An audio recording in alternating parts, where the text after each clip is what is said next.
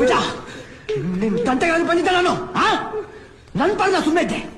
ನೀನ್ ಯಾಕೆ ಒಳಗೆ ಬರ್ತೀಯಾ? ಯಾಕೆ ಬರ್ತೀಯಾ? ಯಾಕೆ ಬರ್ತೀಯಾ?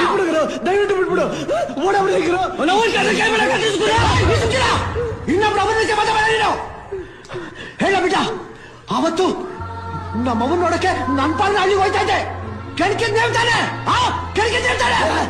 ಜಗೆ ನಿನ್ನ ಯಾರಿಗೂ ಮೀಟಿಲ್ಲ. ಜಗೆ ನಿನ್ನ ಕೈನೇ ಕೊಟ್ಟಿದ್ದು ಅಸಿದ್ದ